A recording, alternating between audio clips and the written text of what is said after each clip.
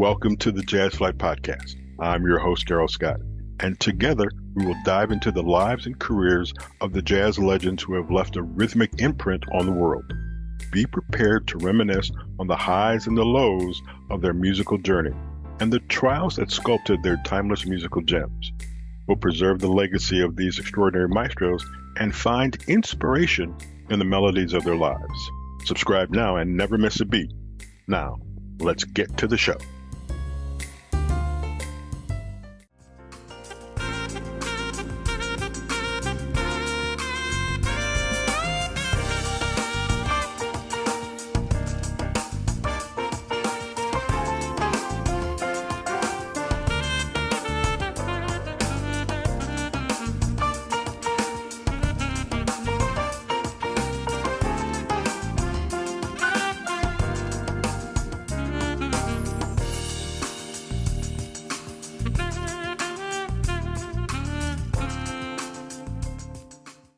Welcome to the Jazz Flyte Podcast. I am Darrell Scott. It's a neat treat for me. There are times I really love this job because of the people I get to talk to and the careers that they've had and the music that I listen to.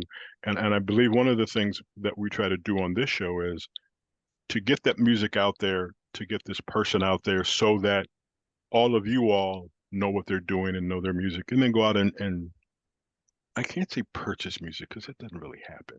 To stream their music, we'll say that.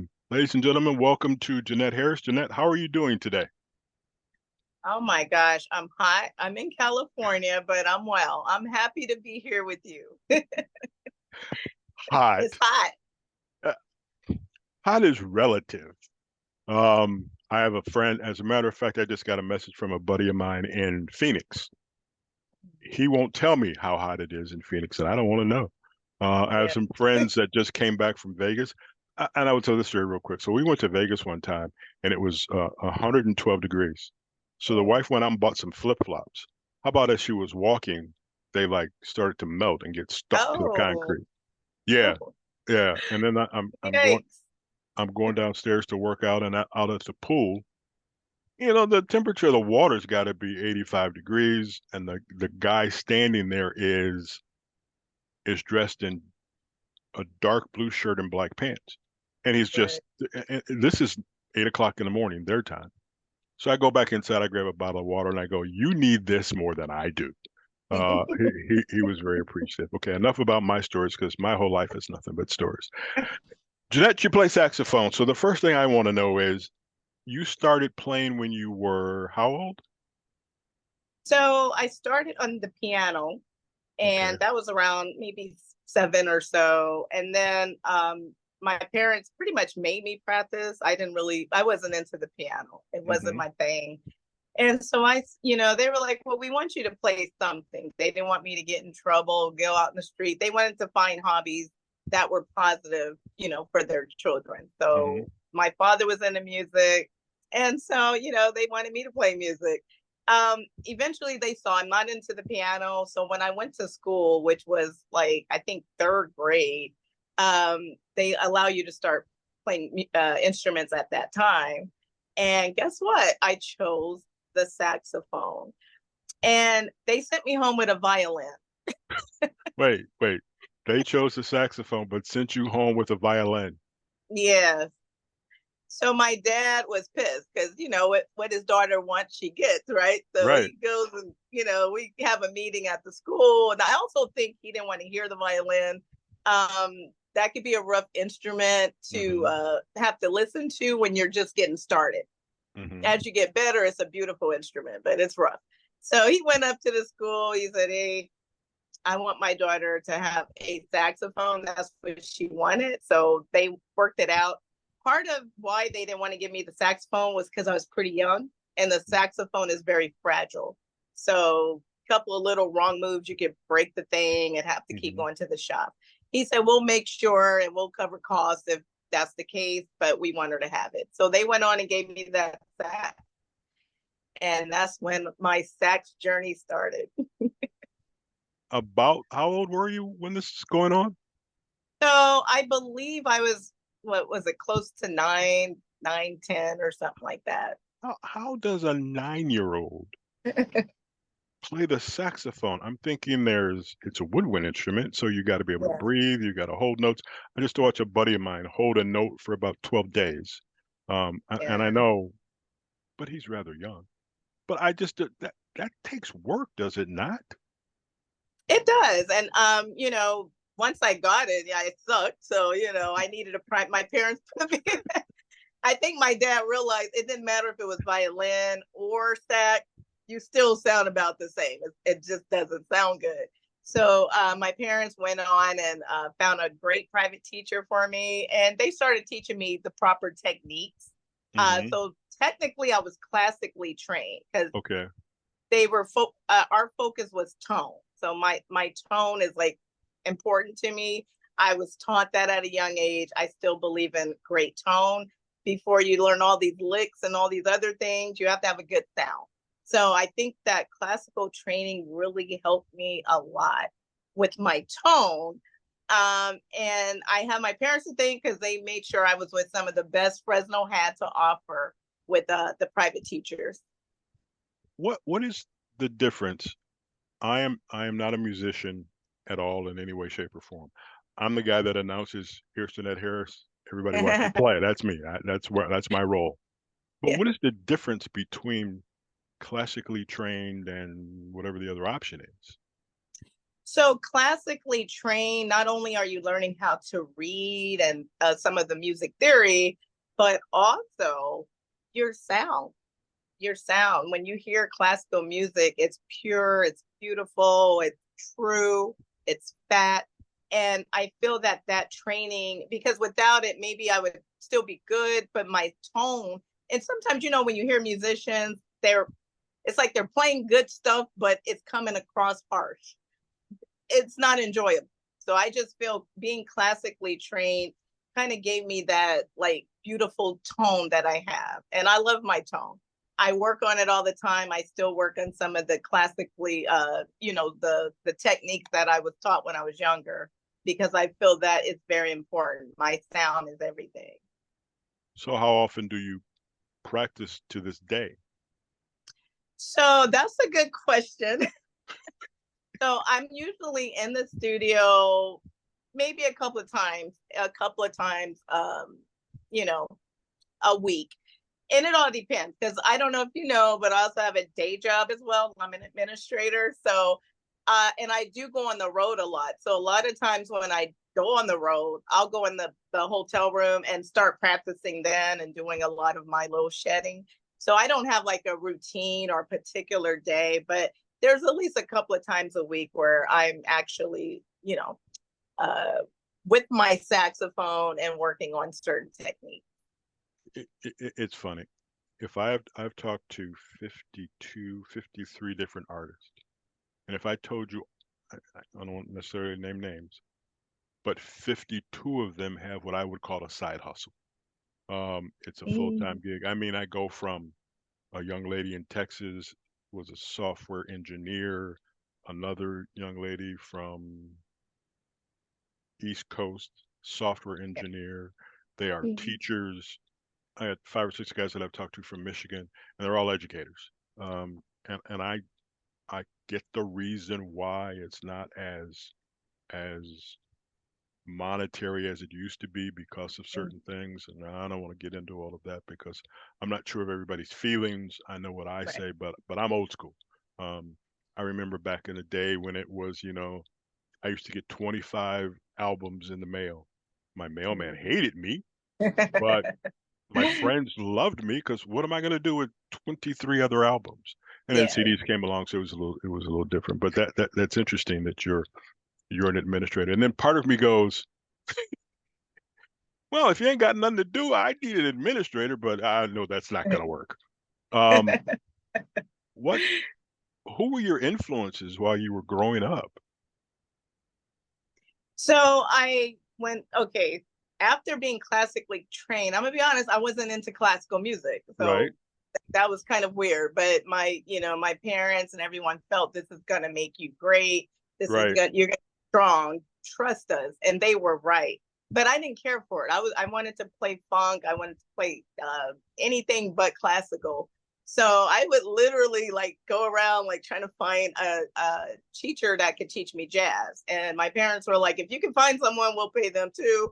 You can do classical and the jazz. And it was just kind of hard. I don't know why, but here in Fresno, there wasn't a lot to choose for. A lot of people that I knew of, I'll say that, because there were a lot of good musicians. I just didn't know who to go to. So being classically trained, I just feel that, like, it just made me a strong person overall. But I was more into jazz. I was more into funk. I was more into Latin music. And so those are some of the artists that I actually like. So going back to the Coltrane, Charlie Parker, some of my band teachers, because once I got into high school, I was in jazz band. So that's when I was really starting to get hip to jazz and Latin jazz, because they had a Latin jazz band and a jazz band. And I was like, oh, this is great. And that's when I started really learning about jazz, Latin jazz, different styles. My teacher would make me, his name, Mr. Was it Steve Urcala? I have so many teachers, but Mr. Steve Urcala, back in the day, would teach me some of my first jazz licks and challenge me. So, I mean, starting off, Charlie Parker, Coltrane, we were really into that kind of stuff. And it's funny because I don't really play traditional jazz now, but that's really where I came from, playing traditional. I've always had there's an argument before you were born. Man, I feel really old right now. But that what is called, whatever you want to call it, contemporary jazz, fusion, whatever you want to call it, was not real jazz. And my argument always was, and I use George Benson as my example, George Benson learned from Wes Montgomery. Wes Montgomery learned from Charlie Christian.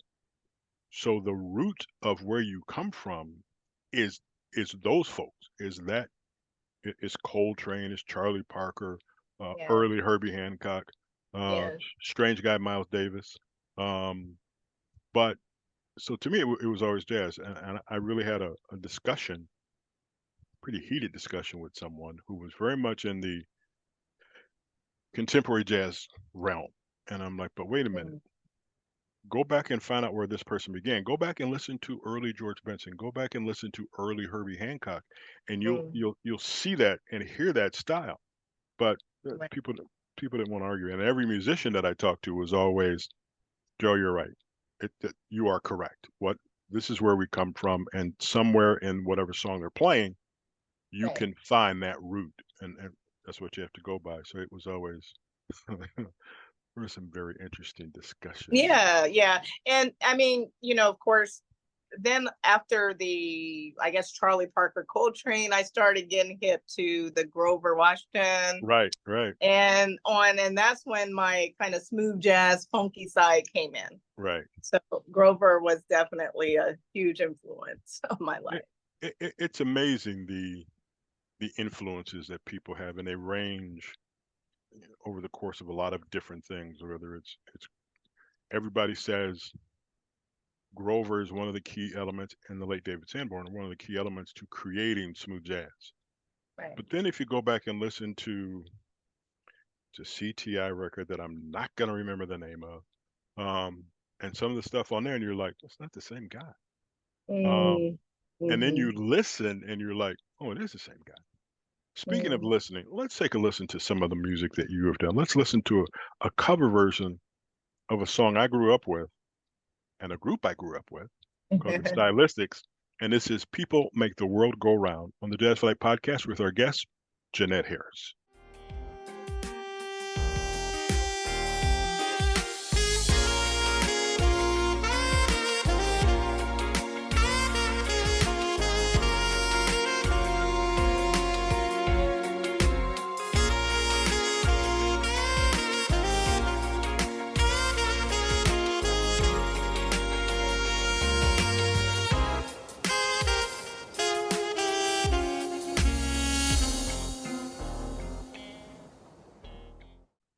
At some point in your career, you're playing alongside of Norman Brown, you're playing alongside of Teena Marie.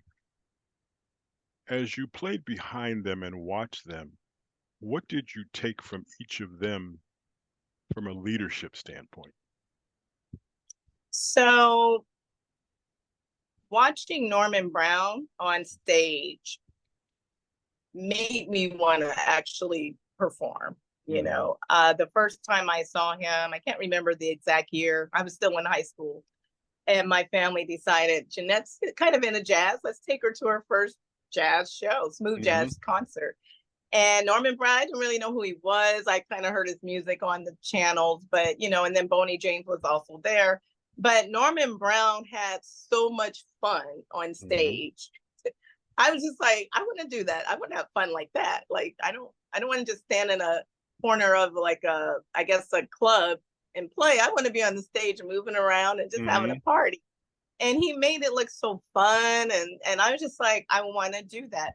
I think his stage presence, especially back then, was off the chart, to influence such a young person just from not only was he moving around, he sounded great. Right. I was just like, this is what I want to do. And that's when I realized I want to do what he's doing. So Norman really kind of was the person that made me say, I want to do that. I finally see where I want to take this journey with the saxophone. And it's going to be to that stage right there. And it's really cool because I, have obviously had the opportunities to work with Norman. We've written songs together. So that's even more amazing. I never would have dreamt that I would be working with such an amazing guitarist. As far as Teena Marie, let me let you know this. She was a strong, beautiful woman. And her leadership, sometimes things weren't going too well backstage. She'd be the first one, and she spoke up for us backing musicians. Because, of course, with her, I was like, her backing musician. I wasn't the lead artist. And she took care of us all. And I realized as a leader, even in music, it's important to take care of your people. And your people will take care of you. And I just love that she just had, hey, Jeanette, and she loved me. I don't know why, but she thought I was one of the best flute players out there. When I auditioned for her band, one of the questions they asked was, do you play the flute? And I was like, well, I have a flute. And I didn't want to say no because I didn't want to miss out on the opportunity. So I was like, I kind of blew it off. And I figured when I get there, we'll see what happens. Right, yes. And when I got there for the audition, let me tell you, she was like, you're good. I love it. Let's do this. She loved that I played the sax and flute. And I learned I played the flute also around that time. And I realized I wasn't as bad as I thought I was. But yeah, just having such an amazing female leader and she just watching her, I was like, that's how I want to be when I'm out. Be respectful, still demand respect, still demand that respect. So yeah. Don't get me wrong. I want to be a fly on the wall during those conversations because I think there are opportunities in this music where musicians can be taken advantage of. And for those, and I know a couple who refuse, who've actually fired people like they're backstage getting ready to do the show. I don't want to deal with you anymore. Just go. And it's harsh, but I think the thing that you have to understand is you're the leader. This whole entourage you have behind you is you. It's a reflection of you. You might say, well, the bass player was bad, but no, you don't say the bass player was bad. You know them by name. You don't want to have that. You don't want to have that reputation, and you do want to have. I'm gonna stand up for myself and be a strong person. Absolutely. I got some information on you. I'll tell you who I got it from. Yep. I talked to Tom Brown 2 weeks ago, and he didn't say anything bad about you. He better not have. No, he hasn't. Because we played, what's the song? The single he's got out or had out? Oh, Radio Vibes. Radio Vibe, yes. Yes, yes. And it's great. how do you cultivate those relationships? You know, you mentioned Norman Brown. If you're enamored with Norman Brown or Tom Brown, wait a minute, they're not related. Um, Mhm. how do you walk up, you know, bright, wide-eyed, and you know, I totally get this person. I want to be around them, and you try not to be a fan because you want to be you want to work with them, you want to write songs with Yeah. them. How do you handle that? Because I know how I am sometimes, and you have to balance that. You can't be the Mhm. wide-eyed, you know, star chasing kid. You got to be a professional. Yeah. I think that's the key thing, being professional at all times.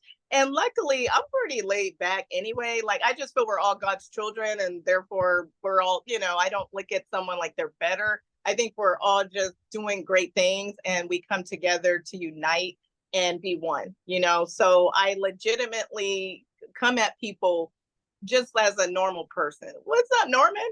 I act like Uh, I know them. And I think they like that because they're like, she's clearly, even if she's a fan, she's not one of them diehards, she ain't gonna right, be trying to do this and that.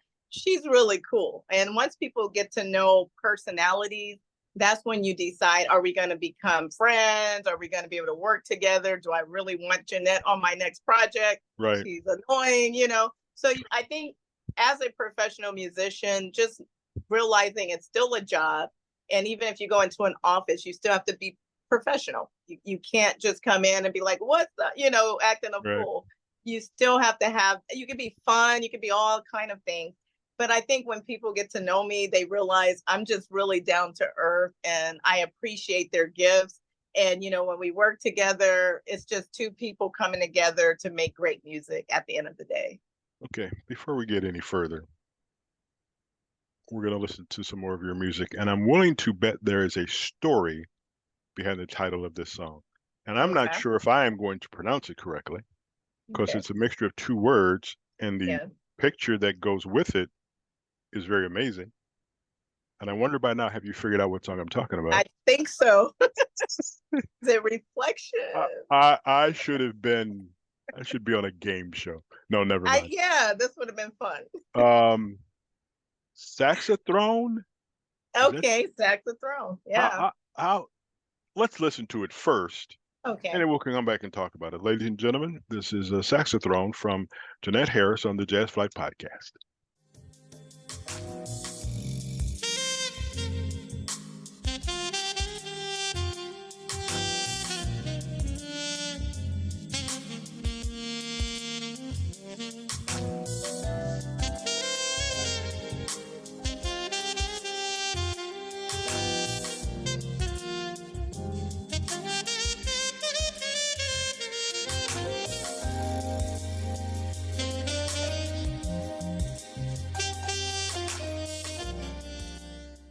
That is Saxathrone by our guest today on the Jazz Flyte Podcast, Jeanette Harris. First question is, where'd that title come from?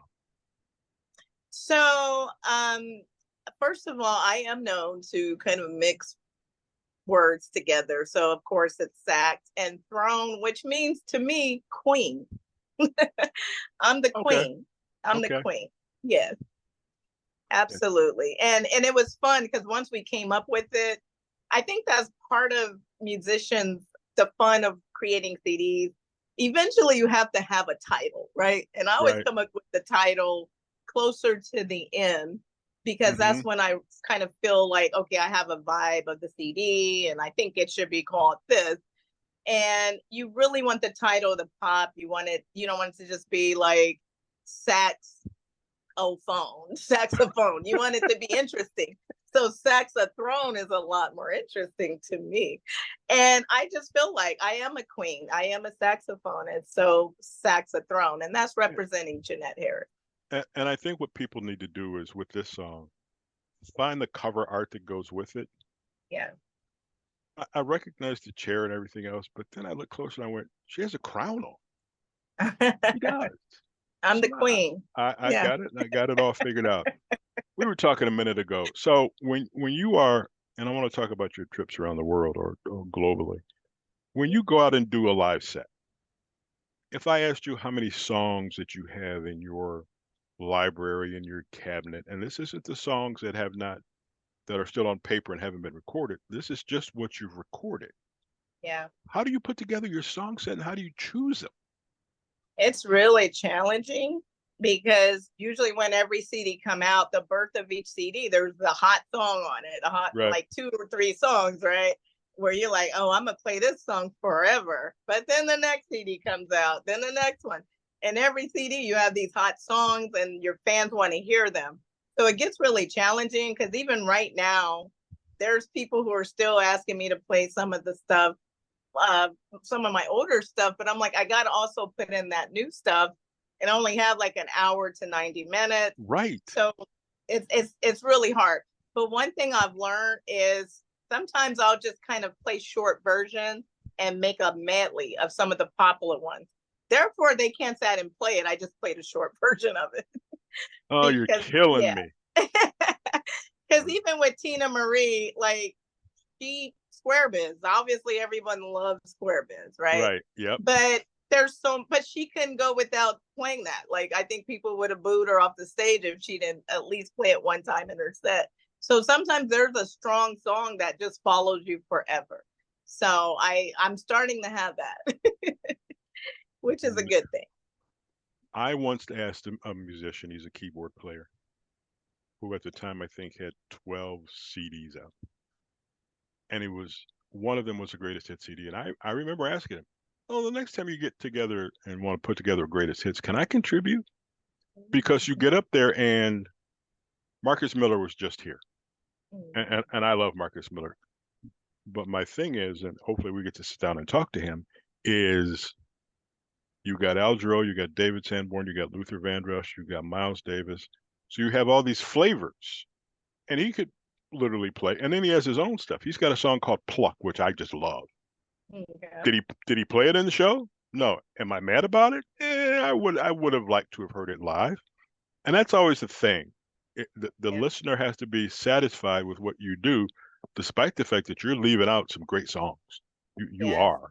And that, I try to keep the show to 30 to 40 minutes, but why do I think it's going to be incredibly hard to do that with Marcus? Because you've had the influences, the silos you've been a part of. Now, you, young lady, have been everywhere. I will live vicariously through you when you go to Spain or Portugal or wherever you go. Yeah. What's the neatest place to go if you didn't have to play, if you weren't doing a concert, you were going someplace just to visit, just to chill, just to vacation? Where would it be? Oh, that's a good question. Let's see. Atlantic City. I actually like Atlantic City, New Jersey, because it was just nice. I love it. There's something about it. And I don't know if it's because it was just such a great show. It was one of the larger venues, largest crowds I've performed in front of that's indoors. But everything, and then they had this really good rum punch too. So I'm really into that. That could have been it. What was the rum punch before or after your performance? Oh, it was before, during, and after. So that cup I saw you drinking from earlier before this started looked like coffee. So this is tea with cream. Okay. All right. Usually early in the day, that's what I sip on until, evening comes. When it gets dark, Jeanette, you are an awful lot of fun. So what's next for you? What's next on your agenda? So I have quite a few shows coming up. I'm going to be I think every weekend, and actually there's some weekends where there's 2 shows. So this will be one of my busiest months this year. I'll be in Philly. I think I leave tomorrow. I fly out tomorrow. My show's on the 5th and 6th. I do have a big show that I put on in my hometown in Fresno, California, which is at the Tower Theater. That's going to be July 13th. And that one's special to me because I am the promoter for that show. Oh. So not only am I the musician and an administrator, I'm also a promoter, and I bring in artists. So last year I had Althea Renee. This year I have Adam Hawley. It's going to be Tickets are going great, but this is my second annual because, I was like, I live here in Fresno, but I don't perform here often. So I need to go ahead and just start putting on my own show here in Fresno. Mm-hmm. And you know what? I said, I'm not going to talk about it. I'm going to be about it. Last year, we did amazing. I mean, Fresno came out. They love me. I love them. So that's a really special show for me. But like I said, the rest of this month, I'll be everywhere, a little bit of everywhere. So definitely you would have to go to the website. I don't even know all the dates by heart, but Baltimore, Richmond, Virginia, you got to go to the website to get all the info, but I'm excited. So now I have this question. You're an administrative assistant, 9 to 5, yeah. And I'll just assume Monday through Friday. Do you leave at 5:01, get to your destination? Because the other thing is, it's not like you're in Kansas City, Kansas, kind of in the middle of the country, where you may be 3 hours either way. You got a 4 or 5 hour flight to get there, and then turn around. I'm thinking you land, and you're going straight to sleep, and then you're getting up and performing. Yeah. So I'm gonna be honest. My administrator job is literally all the time. My phone is always on because if someone has a question, sometimes I'm backstage right before I'm going on. I'm like, the med is right there. I literally work all the time. I mean, whenever our staff has questions, I'm the one to call. My parents own the business, so I take it very personal. We want our business to succeed. And I say, call me anytime, day, morning. If I'm not available, I have an emergency number they could call. So I'm not a 9 to 5 with that job. It's all the time. So if that's the case, then when does Jeanette relax and have some time to herself and, chill with the rum punch? I chill with the rum punch when there's downtime. You'll know when you have free time because that was the day you didn't get too many calls. Okay. But in all honesty, there are days that are more chill and relaxed. But I think it's based on how well I, do my job, which is being an administrator, making sure we have the qualified staff, people we can rely on. Because when they start calling off, you're like, oh, Lord. So, I just, I make sure we have what we need so I can get a break every once in a while. And that's why you don't see a ton of shows on my calendar. July is the exception. August is actually starting to get a little booked, but I need that time to type my reports, make sure meds are there, everything. So, I try to balance. Not only are you taking instruments with you, I take it you're taking a computer with you. Yes. And a phone. Yeah. And if I come to a show and I look off stage and you're there on the phone, I might have a little something to say. I'm not sure what it'll be, but I might have just a little something to say. Jeanette, how can our fans, viewers, listeners follow your career? Because the music that we've heard is wonderful, and I think people want to hear more of it. How can we follow you? So you can visit my website, which is JeanetteHarrisBand.com. I put all of my info right there. You could also join me on my Facebook account. Just type in Jeanette Harris. You'll see me on the throne with my saxophones all around me. That's a fun page because I do come on, I do reply to people. I post literally maybe every 2 days or so to keep you guys updated on everything that I'm doing. And sometimes I go live just to kind of have fun with my friends and fans. So yeah, check me out there. I'm also on Instagram and TikTok. I'm not big on TikTok yet. I'm not doing dances yet, none of that, but I may get in there. I may do it one day. Okay. I'll leave TikTok and the dancing totally up to you. Jeanette, this is an absolute pleasure. We will do our very best to get your music promoted. I think I have added you to our social media, whether it be Instagram or Facebook. Look for some very weird things from me. But everybody I talk to, I try to get them to, I follow them and hopefully they follow me. Absolutely. Keep the music coming. This was fun. You're a lot of fun. You're a lot Thank of fun. You. And the videos the one thing I like about your videos, I can't, it's a cover version of a song. I take it that room is in your house and that's your studio. Yes. There's just the way there's a song that is really cool. I should have wrote it down. But you're so cool in your presentation. What you're playing, the movements, the vibe that is going on is just wonderful, and that's what got me started to want to follow you and follow your music and everything. Thank you. But then on the other hand, I want to see the energetic side of you, the for lack of a better term, the Norman Brown side of you, and see how he has influenced your career. We hopefully are going to talk to him relatively soon. The problem with talking to you all is you're always on tour. Here's the standard line. We don't do media when we're on tour. Yeah, it gets hard. It gets challenging. And I get it. And I'll use him as an example. Marcus Miller. I think Marcus has been on tour for the last year. And then he's over in Switzerland doing this, and he's got a pot. I get it. I get it. So I'm not going to argue. I'm just going to be patient. So once again, Jeanette, I thank you for the time.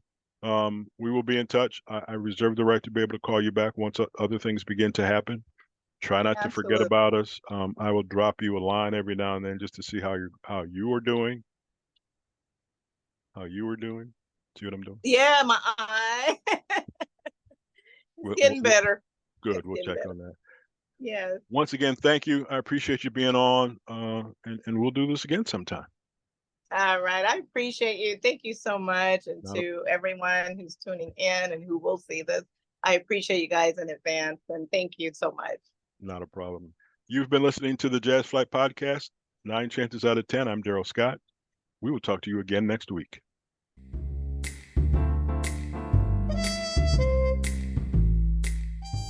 Thank you for tuning in to the Jazz Flyte Podcast. I hope you enjoy these stories and soulful melodies that grew through the doors of time. If you want to stay connected with the latest updates and episodes, don't forget to subscribe to my channel and hit the notification bell. Until next time, I'm Darrell Scott.